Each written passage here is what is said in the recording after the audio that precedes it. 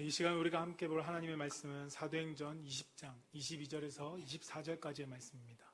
사도행전 20장 22절에서 24절까지의 말씀입니다.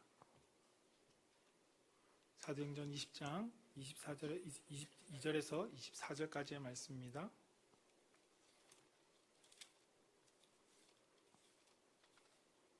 제가 가지고 있는 성경책은 222페이지입니다. 신약성경 222페이지 사도행전 20장 22절에서 24절까지의 말씀, 우리 한 절씩 교독하겠습니다. 보라, 이제 나는 성령에 매여 예루살렘으로 가는데 거기서 무슨 일을 당할는지 알지 못하노라. 오직 성령이 그 성에서 내게 증언하여 결박과 환난이 나를 기다린다 하시나, 내가 달려갈 길과 주 예수께 받은 사명 곧 하나님의 은혜의 복음을 증언하는 일을 마치려 하면은 나의 생명조차 조금도 귀한 것으로 여기지 아니하노라. 아멘. 오늘 우리가 읽은 하나님의 말씀은 사도행전 20장 22절에서 24절까지의 말씀의 제목으로 한번 따라해 봅시다. 하나님이 부르신 길, 망설이지 않는 선택. 네, 하나님이 부르신 이 길을 우리가 망설이지 않고 선택하며 나아갈 수 있는 성도님 되시기를 주님의 이름으로 축복합니다. 저를 따라서 한번 고백해 봅시다. 하나님 사랑합니다. 하나님 감사합니다. 이 고백이 우리 사랑하는 성도님들의 믿음의 고백이 되기를 축복합니다. 사순절 둘째 주일입니다. 이제 둘째 주일 예수 그리스도께서 이 땅 가운데 오신 그 사랑을 매일매일 묵상하고 계시죠? 안 하시나요? 정적은 매일매일 묵상하신 줄 믿습니다. 그래서 주님께서 우리를 구원하시기 위해서 오신 그날을 묵상하며 그 십자가의 고난 앞으로 가신 것을 우리가 기억하며 나아가는 성도님 되시기를 축복합니다. 여러분, 주기철 목사님을 여러분 잘 아실 겁니다. 신앙생활을 처음 시작하거나 아니면 교회를 많이 다니지 않으신 분들은 잘 모를 수 있지만 교회를 오래 다니셨다면 한 번 정도는 들어보셨을 분, 우리 한국교회 역사 가운데 위대한 인물인 주기철 목사님입니다. 이분이 일제강점기 때 신사참배를 거부하다가 감옥에 갇히게 되었습니다. 그래서 목사님의 가족들과 교회 성도들이 목사님을 찾아와 눈물로 호소했습니다. 무엇으로 호소했냐면, 목사님 한 번만 신사참배를 하면 목숨을 건질 수 있습니다 라고 목사님에게 요청한 것입니다. 하지만 주기철 목사님은 단호하게 말씀하셨습니다. 나는 이미 죽었습니다. 오직 하나님께 받은 사명을 지키며 십자가를 지고 갈 뿐입니다 라고 너무도 멋있는 말씀을 하셨습니다. 그는 그리고 끝까지 이 말대로 신앙을 지켰고 결국은 순교했습니다. 이 말의 결과가 살았으면 좋았겠지만 결국 그 결과는 순교였습니다.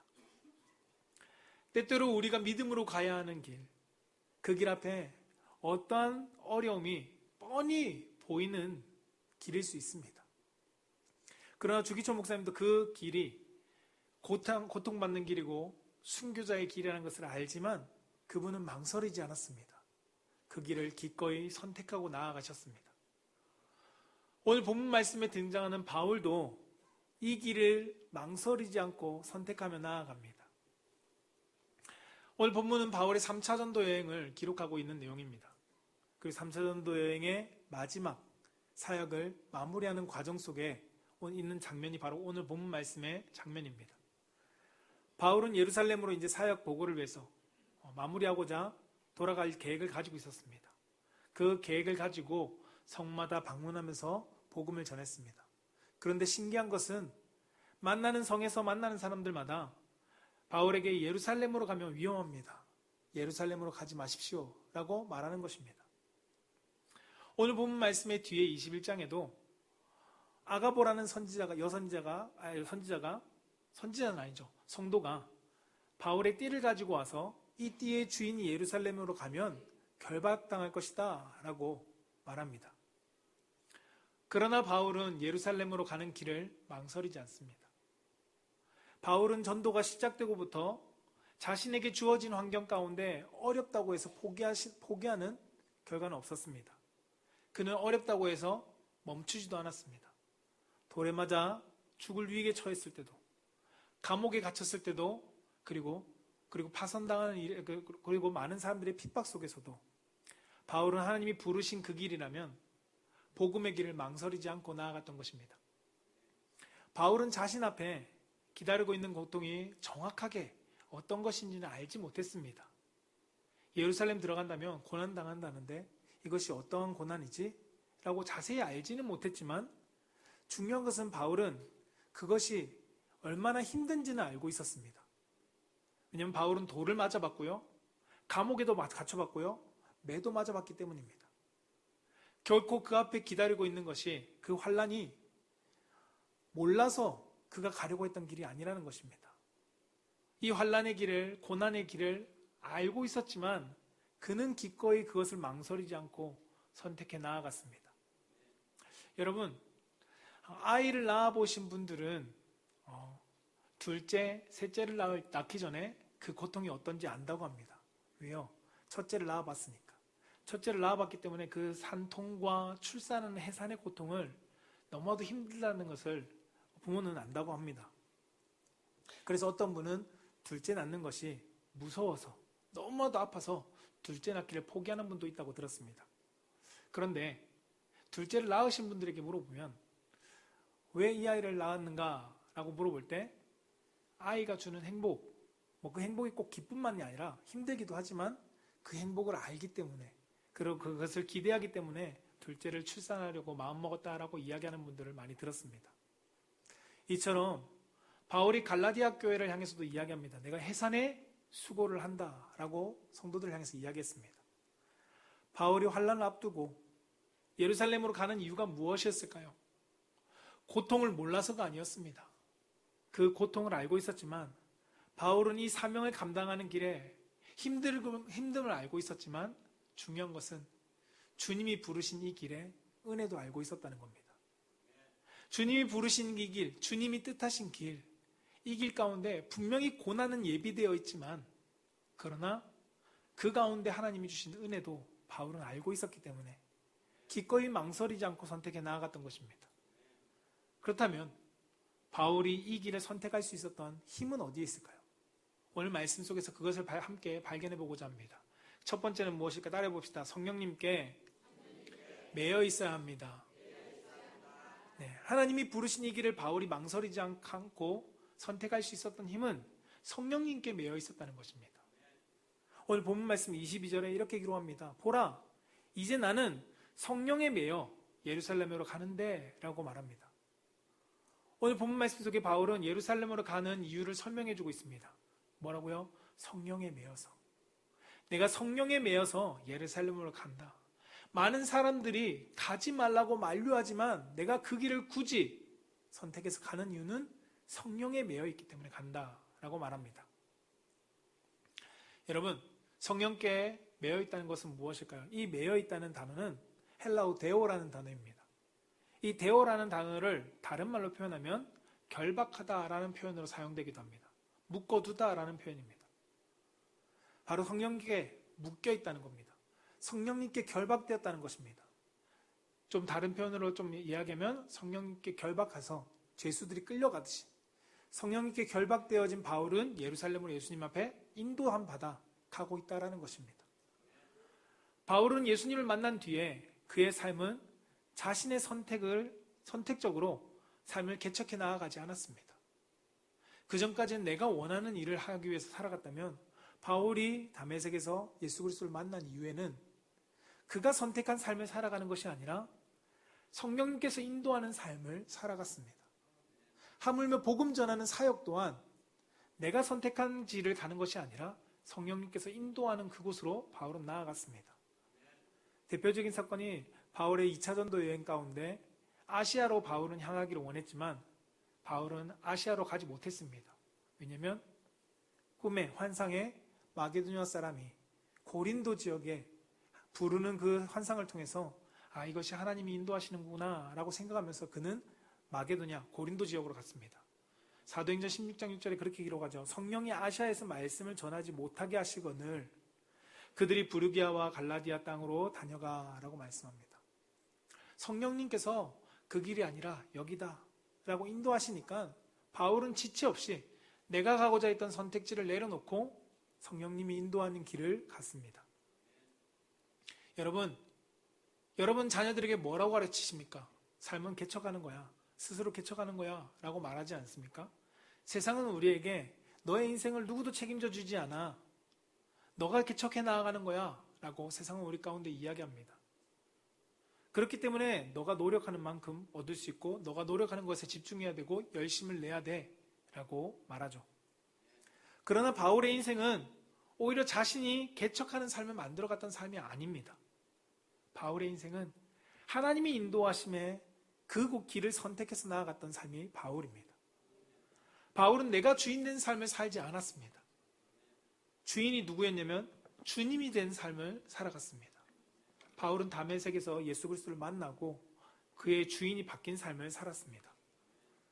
성경에서 믿음의 사람들이 하나님께 그들의 부르심에 망설이지 않고 선택하며 나아갈 수 있었던 그 이유도 바로 여기에 있습니다. 그들의 삶의 주인이 바로 하나님이었기 때문입니다. 그들의 삶의 주인이 예수님이었고 그들의 삶의 주인이 성령님이었기 때문에 믿음의 사람들은 그 길이 고난이라는 것을 뻔히 보이는데도 망설이지 않고 갔습니다. 여러분, 분명 나의 인생을 대신 살아주는 사람은 없습니다. 나의 인생은 내가 살아갑니다.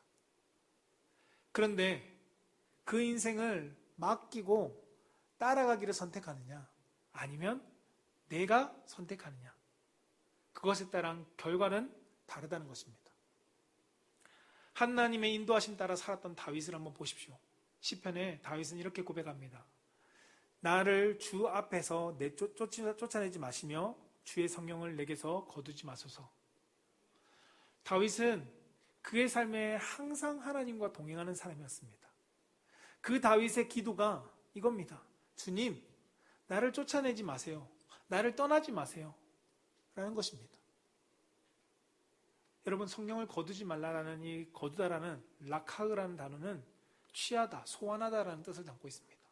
성령님께서 하나님의 영이 나에게 함께하던 그 성령님이 나에게서 떠나서 다시 하나님 곁으로 가지 않기를 그는 요구했습니다. 다윗은 자신을 항상 인도해달라고 하나님께 기도했습니다. 그래서 우리는 너무 잘 알고 있습니다. 다윗의 거의 대부분의 삶은 하나님께 항상 묻고 하나님의 인도하심 따라 살았습니다. 간혹 사람인지라 실수도 했지만 그의 대부분의 삶은 하나님께 묻고 하나님의 인도하심 따라 갔습니다. 여러분, 베드로도 그렇습니다. 베드로도 예수님께 이야기합니다. 내가 진실로 너에게 이르노니 내가 젊어서는 스스로 띠뛰고 원하는 곳으로 다녔거니와 늙어서는 내 팔을 벌리리니 남이 내게 띠띠우고 원하지 아니하는 곳으로 데려가리라 라고 성경은 말씀합니다. 예수님께서 베드로에게 죽음을 앞둔 죽음에 대한 예고이기도 하지만 한편으로는 베드로의 삶을 얘기해주고 있습니다. 젊어서는 스스로 선택했습니다. 예수님을 따르기도 자기가 선택했습니다. 그리고 예수님을 배반하기도 자신이 선택했습니다. 그러나 이 베드로의 내가 늙어서는 너의 이후의 삶에는 남이 너를 띠띠울 거다라고 말씀합니다. 부활하신 예수님께서 베드로에게 말씀하시는 것이 남이 내게 띠띠울 거다라고 말합니다. 다른 존재, 성령님께서 그의 삶을 인도하시고 그의 인도하심 따라 살아갈 삶을 예고해 주셨습니다. 여러분, 삶을 맡기며 살아간 뒤부터는 그의 삶은 성령님의 인도하심 따라 살았습니다. 베드로의 삶은 성령님께 인도하심 따라 순종하는 삶을 살아갔다는 겁니다. 하나님은 우리를 향해서 부르십니다.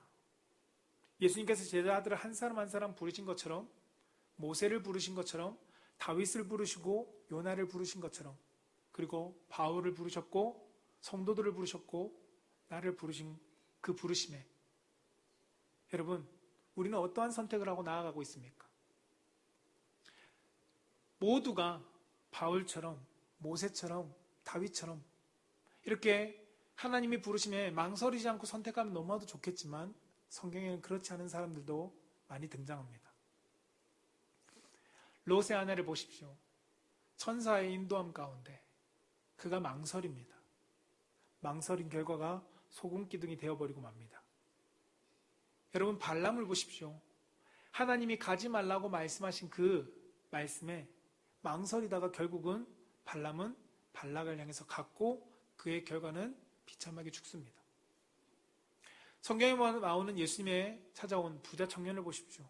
예수님께서 너의 모든 재산을 팔고 나를 쫓으라 라고 말씀하셨는데 이 부자 청년은 망설이다가 결국은 영생의 길을 가지 못합니다. 하나님은 여전히 지금도 우리를 부르십니다. 그러나 롯의 아내처럼, 발람처럼, 부자 청년처럼 내가 선택한 인생을 살아가면 우리는 하나님의 부르심의 길을 망설일 수밖에 없습니다.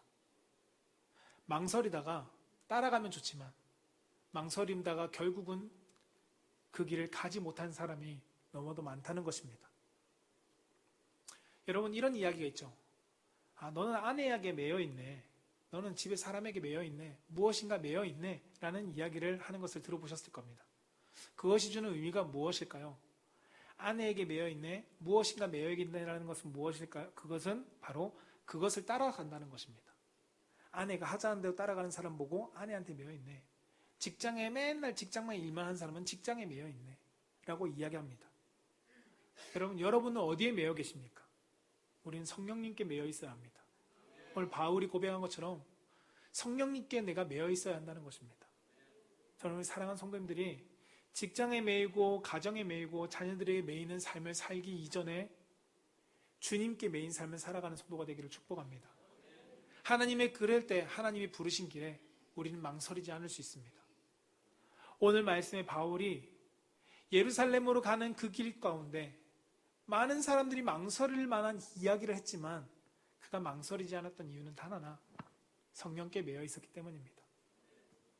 저는 우리 사랑하는 성도님들이 성령께 매여서 살아감으로써 하나님의 인도하심의 그 길에 망설임 없이 하나님의 뜻을 위해서 선택하며 나아갈 수 있는 성도가 되기를 주님의 이름으로 축복합니다. 두 번째는 따라해 봅시다. 하나님의 만류보다 하나님의 뜻에 우선을 둡니다. 네, 하나님이 부르신 길에 망설이지 않는 사람은 사람의 만류보다 하나님의 뜻에 우선을 둔다는 겁니다. 오늘 23절에 이렇게 기록하죠.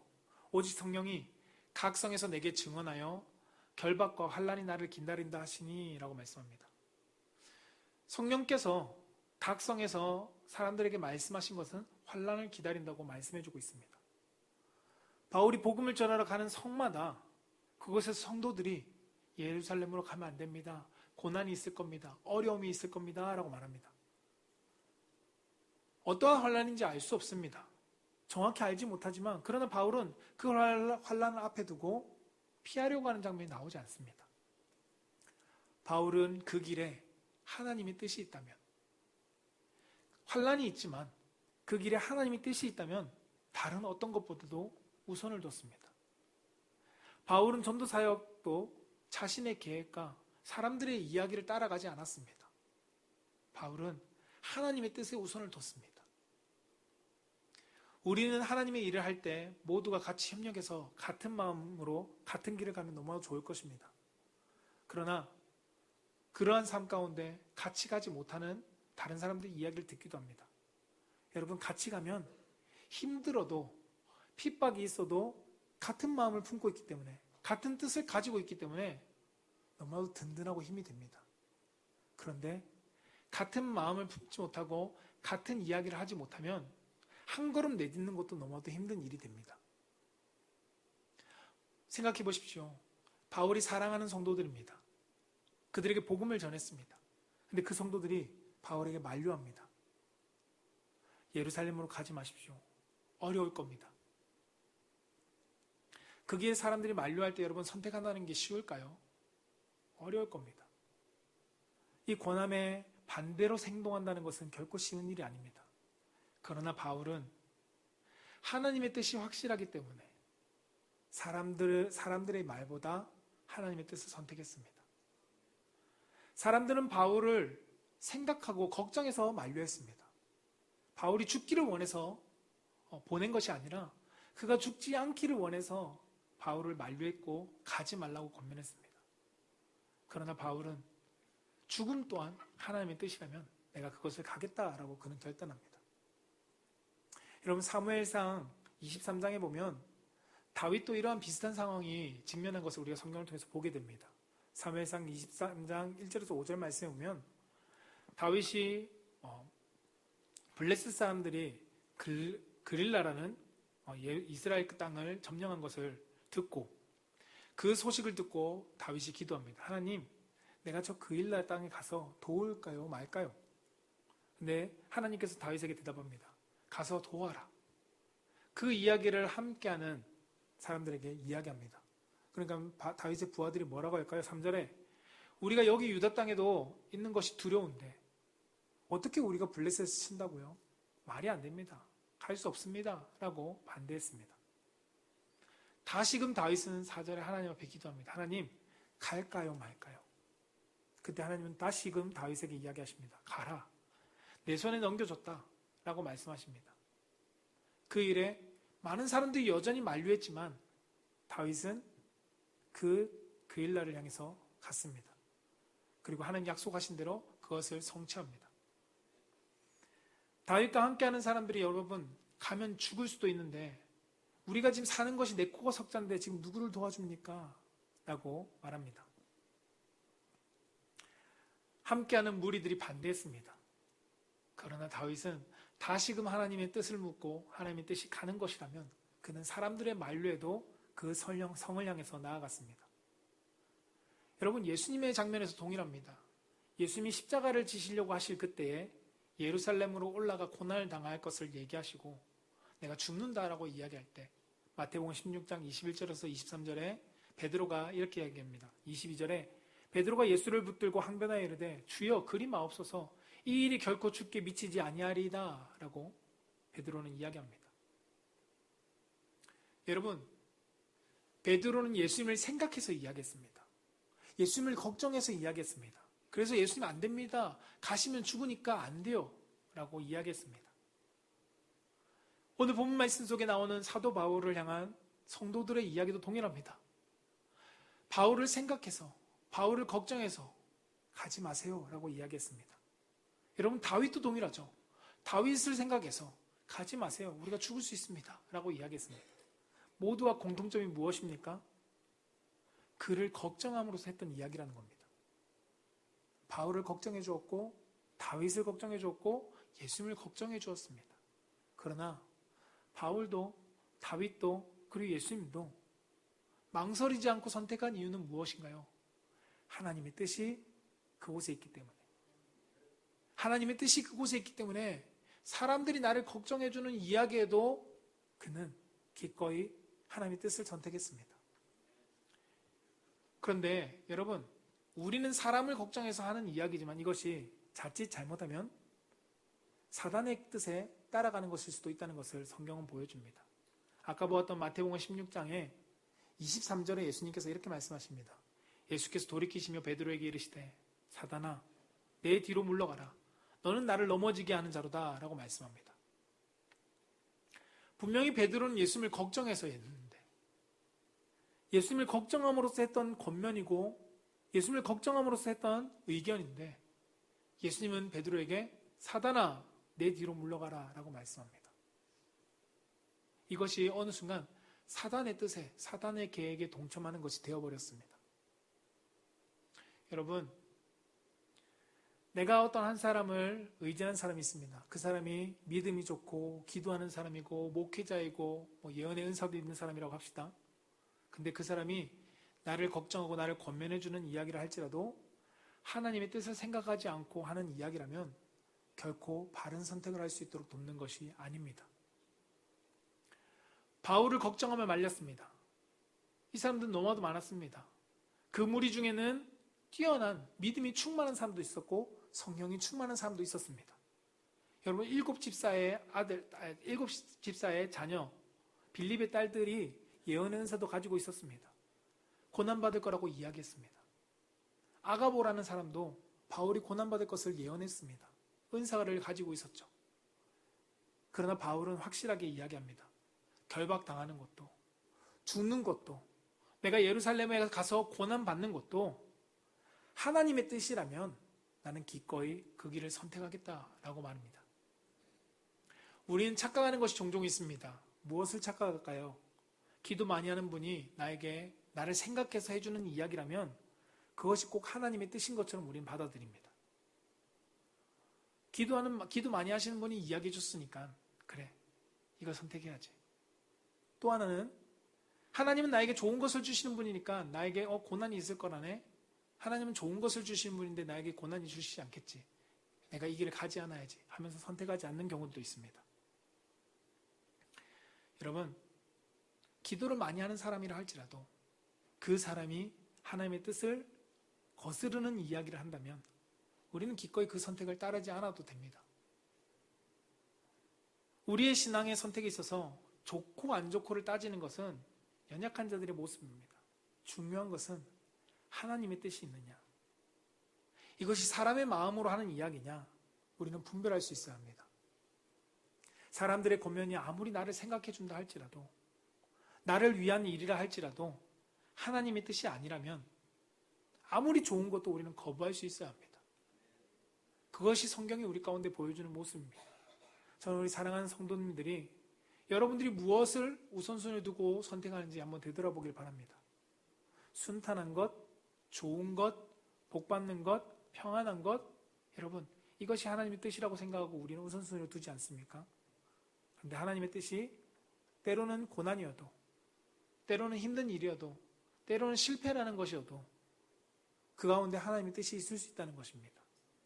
그렇기 때문에 손해봐도 우리는 하나님을 바라보며 마음을 그곳에 둘 수 있어야 함을 성경은 우리 가운데 가르쳐 줍니다.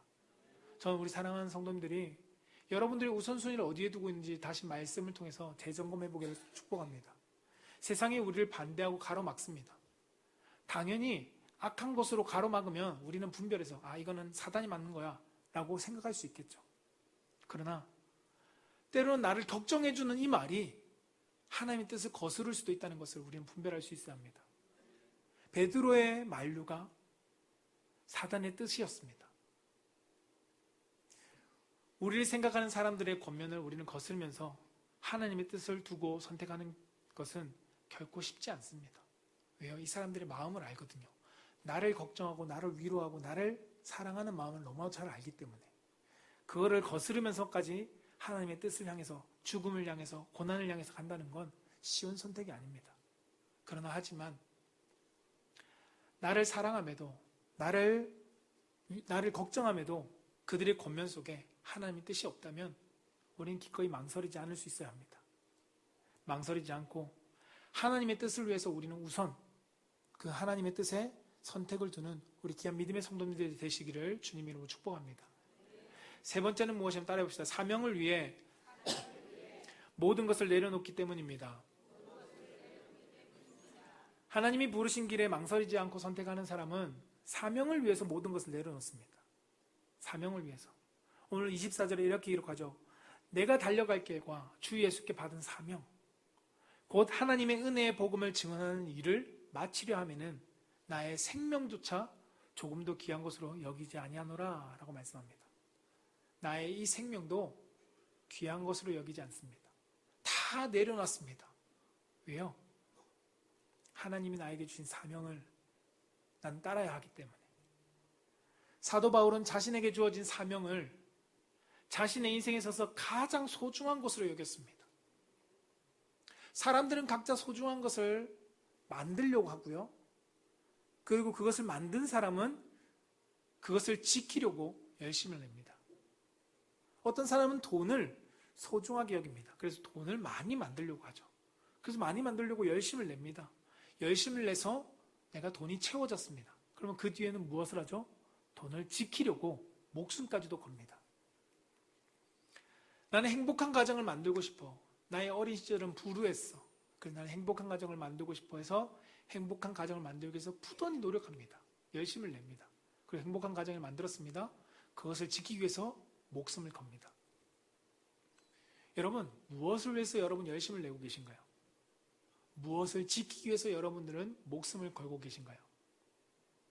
사도 바울은 그리스도를 얻기 위해서 모든 것을 내려놓았습니다. 그리고 그리스도께 얻은 사명을 지키기 위해서 그는 목숨을 걸었습니다. 그래서 바울은 빌립보 교회를 향해서 이야기합니다. 그리스도를 얻기 위하여 모든 것을 내가 버렸다고 말하면서 오늘 본문 말씀의 고백에 말하는 것처럼 나는 그리스도의 사명을 위해서, 생명조차 조금도 귀한 것으로 여기지 않는다라고 그는 고백합니다. 여러분, 바울은 자신의 사명을 위해 죽는 날까지, 죽음으로 가는 그 길까지 망설이지 않았습니다. 여러분, 다니엘을 보십시오. 다니엘과 세 친구들을 보십시오. 신앙의 절개라는 것을, 이것을 지키기 위해서, 하나님 앞에서의 나의 신앙의 절개를 지키기 위해서 그들은 자신의 모든 것을 내려놨습니다. 그리고 기꺼이 죽음이 기다리고 있는 사자굴 속으로, 풀무불 속으로 망설이지 않고 선택에 나아갔습니다. 여러분, 아브라함은 어떤가요? 하나님의 부르심의 길에 망설이지 않았습니다. 친척 고향과 모든 것들을 다 내려놓고 그는 떠났습니다. 여러분, 예수님도 동일합니다. 예수님은 모든 것을 내려놓고 이 죄인된 육신된 삶에 오셨습니다. 낮고 낮은 곳에 오셨습니다. 그리고 아버지께서 보내신 그 십자가를 향해서 망설임 없이 나아가셨습니다. 여러분, 너무 넘사벽의 사람들인가요? 너무나도 그 레벨이 저희 레벨이 아닌데요? 라고 얘기하실 수도 있을 겁니다. 그러면 여러분들과 비슷한 레벨을 볼까요? 이방 여인 중에 룻을 보십시오. 나오미의 어머니, 그 하나님을 알고 만나온 난 뒤에는 하나님이 부르신 그 길을 가기 위해서 그는 모든 것을 내려놓고 기꺼이 하나님이 계신 그곳을 향해서 그는 나아갔습니다. 여러분, 우리의 마음을 어디에 두고 내가 살아가는 가치와 목적을 어디에 두느냐? 하나님이 보시기에 하나님의 뜻에 두면 우리는 모두가 하나님의 그 뜻을 위해서, 사명을 위해서 우리는 내려놓을 수 있습니다. 바울처럼 생명까지는 아니더라도 우리의 가진 것을 내려놓을 수 있다는 겁니다. 우리가 망설이지 않고 선택할 수 있게 됩니다. 근데 우리가 망설여지는 이유가 무엇인가요? 한번 곰곰이 여러분 스스로에게 솔직한 질문을 해보십시오. 아마도 저를 포함한 모든 분들이 주님보다 소중한 것이 너무나도 많기 때문일 겁니다. 하나님이 주신 사명보다 나에게 지켜야 될 소중한 것이 너무나도 많기 때문에 내가 망설여지는 것일 겁니다. 주님이 이렇게 망설이는 우리에게 언젠간 여러분 물으실 겁니다. 누구에게 물었던 것처럼요? 베드로에게 물었던 것처럼. 요한복음 21장 15절에 이렇게 기록합니다. 그들이 조반을 먹은 후에 예수께서 시몬 베드로에게 이르시되 요한의 아들 시몬아, 내가 이 사람들보다 나를 더 사랑하느냐 하시니? 라고 묻습니다. 여러분, 시몬 베드로라는 이름을 바꿔서 우리를 물어볼까요? 영빈에게 이르시되 영빈아, 내가 이 사람들보다, 사람이 아니면 다른 내가 소중하게 여기는 건 너가 이 물질보다 나를 사랑하느냐라고 하나님 물으신다는 겁니다. 너의 이 자녀들보다, 너의 배우자보다, 너의 재산보다 나를 사랑하느냐라고 주님은 물으십니다. 여러분, 저는 사랑하는 성도님들이 신앙의 길에 때로는 분명히 우리 앞에 좋은 길만 있으면 좋겠죠. 그러나 분명히 성경이 알려주는 것은 내 가는 길에 고난이 예비되어 있다는 것입니다. 아브라함에게 하나님께서 이삭을 요구하신 것처럼 내 모든 것을 내려놓기를 원하시는 하나님의 부르심이 있을 수도 있다는 겁니다. 그때 우리는 기억해야 될 것이 무엇일까요? 하나님이 내 것을 빼앗기 위해서 내려놓으라고 하는 것이 아니라는 것입니다. 하나님은 나의 삶에 은혜로 채워주시기 위해서 내가 나아가는 그 길에 내려놓고 하나님과 함께 가자고 부르시는 것임을 성경은 우리 가운데 알려줍니다. 저는 우리 사랑하는 성도님들이 오늘 말씀을 기억했으면 좋겠습니다. 바울은 예수님을 전하고자 하는 사명을 완수하기 위해서 그의 목숨을 걸었습니다. 여러분, 우리는 이웃사랑 초점주의를 맞이하고 이제 다가오고 있습니다. 한 영혼을 구원하기 위해서 구원할 사명을 우리 가운데 주셨습니다. 여러분, 그 영혼을 구원하기 위해서 여러분들 어떤 것을 내려놓을 각오가 있으십니까? 아니, 목사님, 저는 그런 각오 안 하고 행사를 생각하고 있는데요 라고 하신 분도 있을 겁니다. 그런데 각오하지 않고는 영혼을 구원할 수 없습니다. 내가 시간을 내려놓는 각오 없이는 그 사람을 만날 수 없고요, 내 물질을 손해볼 각오 없이는 사람에게 선물을 줄 수 없고요, 내가 그 사람에게 사랑하고자 하는 내 미움을 내려놓은 마음이 없이는 내가 그 사람을 사랑할 수 없습니다. 하나님이 보내시는 그 길을 여러분 혹시나 망설이고 계십니까? 저 사람은 안 될 것 같아. 저 사람은 이번에 바쁘대. 이 사람은 뭐 해서 안 된대. 그런데 여러분, 그 여러분들이 확정짓고 있는 그 생각도 하나님은 내려놓고 그에게 가기를 원하시고 계십니다.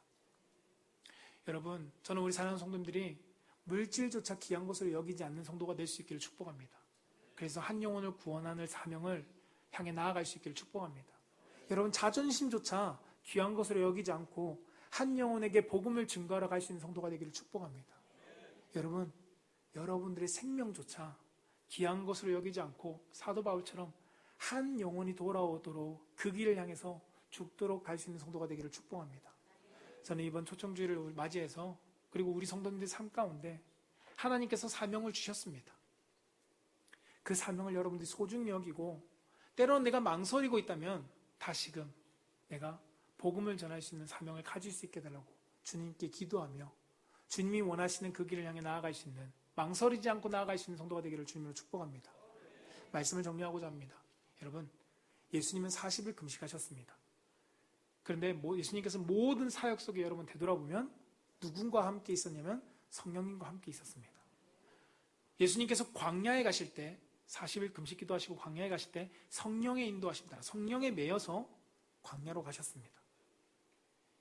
예수님을 사랑하는 제자들이 예수님을 십자가로 가지 못하게 만류할 때도 예수님은 하나님의 뜻이 그 십자가에 있기 때문에 예수님은 망설이지 않고 죽음을 향해서 나아가셨습니다.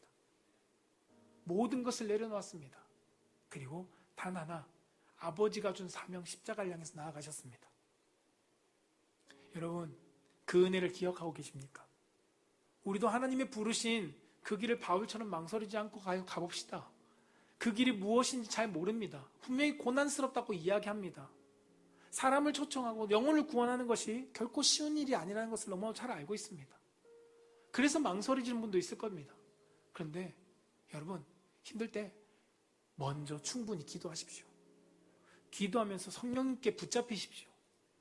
그리고 주위의 사람들이 안 된다 여러 가지 이유를 가지고 안 된다 해도 하나님이 여러분들에게 주시는 그 마음에, 그 뜻에 여러분 우선을 두십시오.